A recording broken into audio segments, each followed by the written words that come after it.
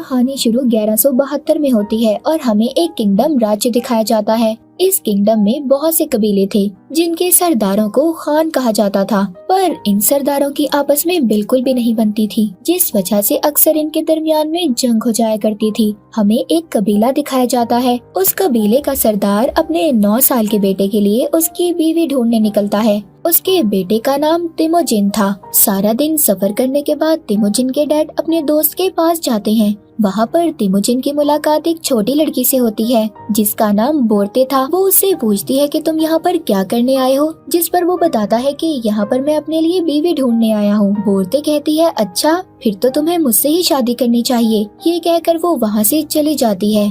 तभी रात को तिमोजिन के डैड उससे कहते हैं, मुझे तुम्हारे लिए एक ऐसी लड़की की तलाश है जो बड़े कबीले से हो। जिस पर वो अपने डैड से कहता है कि मैं अपने लिए लड़की खुद ही ढूंढूंगा। सुबह को उसके डैड अपने दोस्त के कबीले की सारी लड़कियों को उसके सामने खड़ा करते हैं। उन लड़कियों में बोर्ते भी थी, इसीलिए तिमोजिन उसे ही अपने लिए चुन लेता है। उन दोनों की शादी करवा दी गई थी, पर वो 5 साल के बाद ही एक साथ रह सकते थे, क्योंकि ये उनके कबीले का एक रिवाज था। जाते वक्त तिमोजिन बोर्ते को लॉकेट तोहफे में देता है और कहता है, मैं तुम्हारे पास जल्दी वापस आऊंगा, हम जरूर मिलेंगे। ये कहकर वो अपने डैड के साथ चला जाता है। काफी दूर आने के बाद एक जगह पर रुककर ये आराम करते हैं, पर वहाँ पर वो देखते हैं एक दूसरा कबीला भी था। उनका सरदार तिमोजिन के डैड के लिए दूध का प्याला भेजता है, जो इस बात का मैसेज था कि वो उनसे दोस्ती करना चाहते हैं। वो कबीला उनकी तरफ दोस्ती का हाथ बढ़ा रहा था। इसका जवाब तिमोजिन के डैड उनको भी दूध का प्याला भेजते हैं, पर तिमोजिन के डैड का एक साथी कहता है कि पहले आपको किसी और को दूध पिलाना चाहिए। पर वो उस सरदार का भरोसा जीतना चाहते थे और सारा दूध का प्याला खुद ही पी जाते हैं। जब वो थोड़ा सा आगे जाते हैं तो तिमोजिन के डैड अपने घोड़े से गिर गए थे। गिरते ही उनकी मौत हो जाती है। यहाँ पर पता चलता है कि ये उस कबीले के सरदार की एक चाल थी। उसने दूध में जहर मिलाकर भेजा था। तिमोजिन के डैड के मरने के बाद उनके कबीले के सभी लोग उनकी लाश को छोड़कर वहाँ से चले जाते हैं, क्योंकि उनका मानना था कि अगर उन्हें जिंदा रहना है तो उन्हें किसी दूसरे मजबूत ताकतवर कबीले का हिस्सा बनकर रहना होगा। तिमोजिन के डैड के मरने के बाद उनका खास आदमी उनके कबीले के सभी लोगों को अपने साथ ले जाता है, साथ ही सारे जानवर भी अपने कब्जे में ले लेता है। उस खास आदमी के जाते हुए तिमोजिन की माँ उससे कहती है, तुम अच्छा नहीं कर रहे। एक दिन बड़ा होकर मेरा बेटा तुम्हें जरूर मारेगा, तुमसे बदला जरूर लेगा। वो आदमी डर जाता है और सोचता है कि क्या पता ये बच्चा बड़ा होकर मुझे मार दे, इसीलिए वो आदमी तिमोजिन को मारने का फैसला करता है। पर उनके कबीले के लोगों में ये रिवाज था, वो बच्चों और औरतों को नहीं मारते थे, इसीलिए वो आदमी तिमोजिन की लंबाई नापता है। वो एक पहिए से उसकी लंबाई नाप रहा था, पर तिमोजिन उससे बहुत छोटा था, इसीलिए उसको बच्चा करार देकर छोड़ दिया जाता है। वो आदमी जाते हुए तिमोजिन की माँ से कहता है, मैं अगले साल इसको मारने जरूर आऊंगा। थोड़ा सा वक्त आगे बढ़ता है और सर्दियाँ आ जाती हैं। तिमोजिन के पास छुपने की कोई जगह नहीं थी। सर्दियाँ शुरू हो गई थी। उसे अपने डैड की बात याद आती है कि दूर पहाड़ों पर हमारे देवता हैं जो हमारी मुश्किल में मदद करते हैं। तिमोजिन वहाँ जाने का फैसला करता है, पर जाते हुए उसका पाँव जमे हुए पानी पर आ गया था और वो पानी में गिर जाता है। वो डूबकर मरने ही वाला था। तभी वहाँ पर एक बच्चा आकर उसे पानी से निकालकर उसकी जान बचा लेता है और उसे अपने साथ ले जाता है। तिमोजिन अपनी जान बचाने पर उसका शुक्रिया करता है। वहाँ पर उस बच्चे का छोटा भाई भी था। दोनों भाई मिलकर उसे दूध के प्याले में अपना हाथ काटकर खून मिक्स कर देते हैं और कहते हैं, इसे पी लो, जिसके बाद तुम हमारे भाई बन जाओगे। तिमोजिन उस दूध को पी लेता है। वो अब 3 भाई बन चुके थे। अगली सुबह वो आदमी भी इसको ढूंढता हुआ आ जाता है, जो इसके डैड का साथी था, उनका खास आदमी था। उसको तिमोजिन मिल जाता है। वो उसको अपने साथ ले आता है। वो उसको लाकर दोबारा से उसकी लंबाई नापता है। तिमोजिन अभी भी छोटा ही था। वो आदमी ये फैसला करता है कि वो तिमोजिन को जब तक कैदी बनाकर रखेगा जब तक वो बड़ा ना हो जाए। वो उसके गले में लकड़ी का फंदा डालकर उसे अपना कैदी बना लेते हैं। इन्हीं के कबीले में एक आदमी भी था जो तिमोजिन को रोज खाना खिलाता था और उसके जख्मों पर मरहम भी लगाता था। वक्त ऐसे ही गुजरता रहता है। वो आदमी जिसने इसे कैद किया था, वो जब इसकी लंबाई नापता है तो तिमोजिन अभी भी छोटा था। एक दिन बहुत तेज बारिश हो रही थी। सब लोग अपने अपने खेमों में चले जाते हैं। वो आदमी जो इसका ख्याल रखता था, इसको खाना खिलाता था, वो इस बात का फायदा उठाकर तिमोजिन को आजाद कर देता है। कहता है भाग जाओ यहाँ से। वो भारी फंदे के साथ वहाँ से चला जाता है। भागते भागते वो बहुत दूर आ चुका था। वो उस पहाड़ के देवता तक पहुँच जाता है जिसके बारे में उसके डैड ने भी बताया था। उधर ये एक भेड़िए को देखता है और अब इसका वो लकड़ी का फंदा भी खुद ही खुल जाता है। कहानी थोड़ी सी आगे बढ़ती है। हम देखते हैं कि तिमोजिन अब बड़ा हो चुका था, पर वो अभी भी उन्हीं आदमियों से भाग रहा था जो इसके डैड के खास आदमी के साथी थे, जो बचपन से इसके पीछे पड़े थे। वो अभी भी इसकी जान के दुश्मन थे, मगर आखिरकार वो लोग इसको पकड़ ही लेते हैं। इसको बिल्कुल वैसे ही कैद कर दिया जाता है जैसा इसको बचपन में भारी लकड़ी के फंदे से पकड़ा गया था। तिमोजिन की उम्र और लंबाई दोनों बढ़ चुकी थी और उसके मरने के मौके भी ज्यादा। पर वो आदमी उसको कहता है, मैं तुम्हें अभी नहीं मारूंगा, मैं चाहता हूँ तुम मेरे सामने अपनी जान की भीख मांगो। जिस पर वो जवाब देता है, मैं खुशी खुशी मर जाऊंगा, पर तुम्हारे सामने ऐसे कभी नहीं कहूँगा। ये सुनकर वो आदमी कहता है, अच्छा, मैं तो तुम्हें आराम से मारना चाहता था, पर अब मैं तुम्हें तड़पा तड़पा कर मारूंगा। जिसके बाद दोबारा से तिमोजिन को बांध दिया जाता है। उसके पास वही आदमी आता है जो बचपन में इसको खाना खिलाता था। वो अभी भी जिंदा था। एक रात जब उस आदमी के साथ ही जश्न मना रहे थे जिसने तिमोजिन को पकड़ा हुआ था, वो नशे की हालत में उसके पास आता है। इस बात का फायदा तिमोजिन उठाता है और उस आदमी को अपने गले के फंदे से मार मार कर मार देता है। उस आदमी की मौत हो गई थी।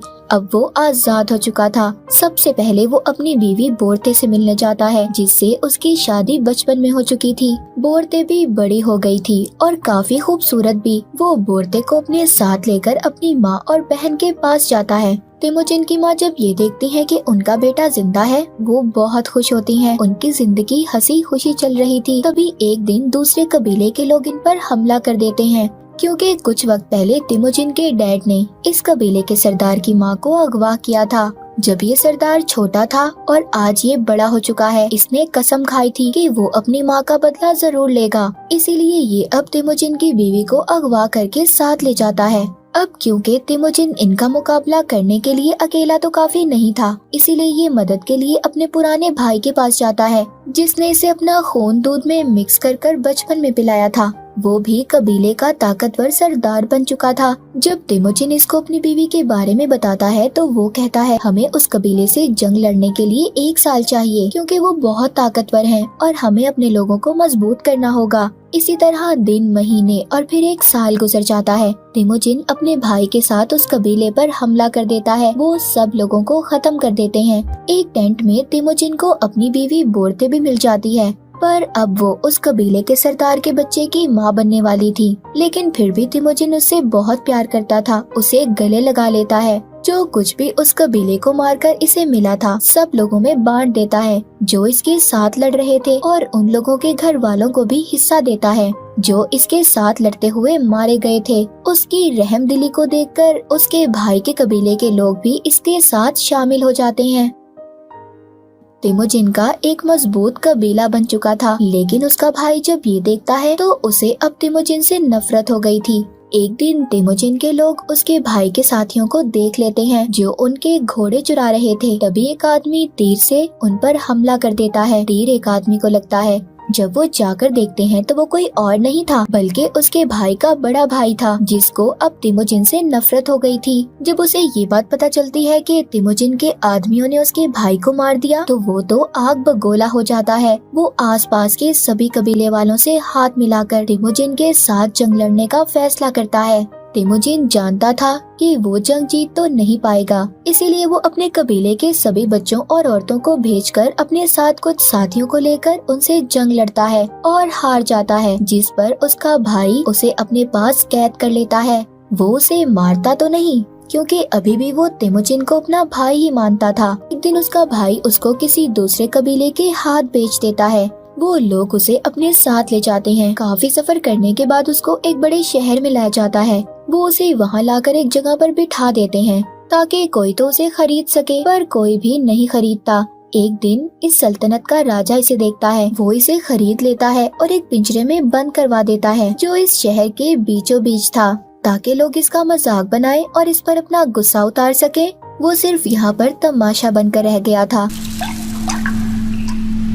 एक आदमी तिमोजिन के पास रोज आता था। वो उससे अपने लोगों के ऐसे बर्ताव पर शर्मिंदा था और तिमोजिन से माफी मांगता है। वो उस आदमी से कहता है कि तुम्हें मेरा एक काम करना होगा। एक लॉकेट मेरी बीवी तक पहुंचा दो। मैं तुमसे वादा करता हूँ तुम्हारे शहर या यहाँ के लोगों को कभी नुकसान नहीं पहुँचाऊंगा। अब वो बूढ़ा आदमी इसकी बीवी की तलाश में निकल जाता है। कई दिन चलते चलते वो बूढ़ा आदमी रेगिस्तान की गर्मी की वजह से बेहोश होकर मर गया था, मगर खुशकिस्मती से वो लॉकेट बोरते तक पहुंच जाता है जो तिमोजिन ने उसको बचपन में दिया था, जिससे उसे पता चल गया था कि तिमोजिन आज भी जिंदा है। वो ये जानने के बाद तिमोजिन को ढूंढते हुए उसी शहर में पहुंच जाती है और वहाँ पर एक सिपाही को रिश्वत देकर तिमोजिन को आजाद करवा लेती है। वो देखता है कि उसका बेटा और एक छोटी बेटी थी। इनकी फैमिली अब पूरी हो चुकी थी। सब बहुत खुश थे। पर एक दिन तिमोजिन की बीवी कहती है सब सरदार ऐसे ही होते हैं, एक दूसरे को मारते हैं। ये बात तिमोजिन बहुत सोचता है और अपनी फैमिली को छोड़कर चला जाता है। वो ये फैसला करता है कि वो सभी कबीलों को इकट्ठा करके एक मंगोल राज्य बनाएगा। उसने ये फैसला कर लिया था और हर हाल में सभी कबीलों को इकट्ठा करना है। उसने 3 असूल बनाए। पहला, औरतों और बच्चों को नहीं मारा जाएगा। दूसरा, दुश्मनों से मरते दम तक लड़ेंगे। और आखिरी ये था कि कोई भी अपने सरदार को धोखा नहीं देगा। 1196 में हमें दिखाया जाता है जो कुछ तिमोजिन ने सोचा था कर दिखाया। उसने अपनी एक आर्मी बना ली थी, पर उसके राजा बनने में सिर्फ एक ही रुकावट थी, वो था उसका भाई। उसके भाई के पास भी बहुत बड़ी आर्मी थी। दोनों अब अपनी अपनी आर्मी के साथ लड़ने पहुंच जाते हैं। तिमोजिन अपने भाई के साथ लड़ना तो नहीं चाहता था, पर उसका भाई अचानक से हमला कर देता है। बहुत बड़ी जंग होती है, मगर तिमोजिन ये जंग जीत गया था। उसने अपने भाई के सभी लोगों को कैद कर लिया था। वो उन्हें मारता नहीं बल्कि अपनी आर्मी में शामिल कर लेता है, जो अब बहुत बड़ी आर्मी बन चुकी थी। तिमोजिन अपने भाई के पास जाता है, कहता है हमें लड़कर कुछ नहीं मिलेगा, अपना अपना राज्य बड़ा करने के उसमें हम मारे जाएंगे। उसका भाई कहता है अगर मैं तुम्हारी जगह होता तो पकड़ी हुई आर्मी को मार देता। उसकी और तिमोजिन की सोच बहुत अलग थी। उसने अपनी सोच की वजह से सब कुछ गवा दिया, जबकि तिमोजिन ने अपनी सोच की वजह से सब कुछ हासिल कर लिया। जिसके बाद तिमोजिन अपने भाई को माफ करके छोड़ देता है। बाद में हमें 1206 का सीन दिखाया जाता है। तिमोजिन अपने राज्य मंगोल का राजा बन चुका था। इसको चंगेज खान के नाम से आज भी जाना जाता है। उसने सभी जुल्म करने वाले किंगडम राज्य के खिलाफ जंगें लड़ी। उसको ताकतवर और बहादुर राजा माना जाता था। और इसी के साथ तिमोजिन की बहादुरी की कहानी यहीं पर खत्म हो जाती है।